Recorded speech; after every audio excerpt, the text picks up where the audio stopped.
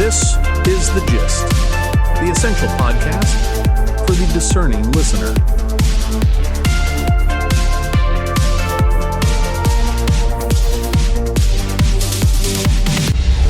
Good morning. It's Saturday, June 6th. I'm John. And I'm Mary. Welcome to The Gist. Today, we're looking at how the world is trading instability as a commodity, and why the old guard of finance is clashing with the new guard of tech. Let's start with our view. How do you price a conflict that uses missiles as bargaining chips? That's the question in the Persian Gulf. We've seen tit-for-tat strikes between the United States and Iran for nearly 100 days now. Iran hit outposts in Kuwait and Bahrain. Germany issued travel advisories. And yet, oil prices dropped. Why?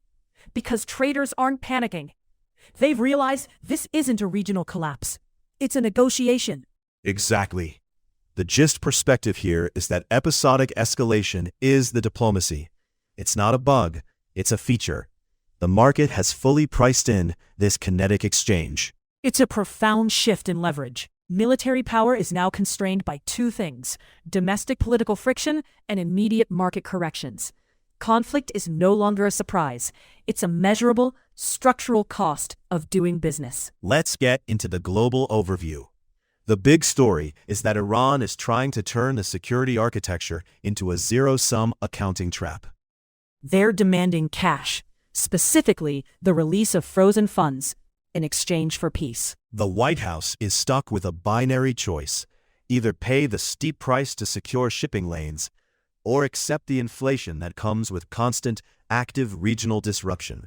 It's a classic protection racket, but on a geopolitical scale. And while that's happening, look at the S&P 500.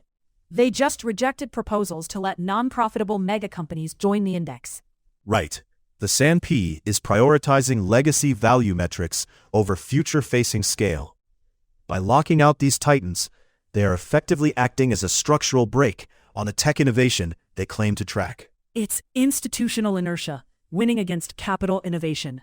They want dividends. They don't want the volatility of the future. Speaking of stretching utility, the average American car is now 13 years old.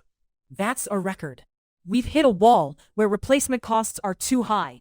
Households are shifting resources from buying new units to heavy-duty repairs. The aftermarket mechanic is now the real economic engine, not the car dealership. A quick detour to Argentina. People like Peter Thiel are betting big there, but there's a massive gap between the libertarian revolution marketing and the ground-level reality. Fiscal wins are happening, yes. But the systemic bottlenecks, the plumbing of the economy, are still clogged. It's a reminder that ideology is cheap. Operational governance is hard. Let's move to the European perspective. The Gulf instability is hitting maritime logistics hard. Capital is instantly pricing higher premiums into shipping. It's a move away from containment toward open, systemic friction. France is dealing with its own friction. The Banque de France just told the presidency to drop the dictatorship of urgency and pivot to structural solvency. Translation: stop the stimulus spending, start fixing the balance sheet. They are prioritizing long-term credit stability over short-term political populism. And in the tech space, they're finally having the hard conversation about artificial intelligence. Economist Philippe Van Parijs is arguing that universal basic income is becoming a systemic necessity. It's not just about fairness. It's about the labor income link snapping. If artificial intelligence makes traditional jobs obsolete, you need a different way to distribute resources, or the system breaks. Lastly, keep an eye on Italy.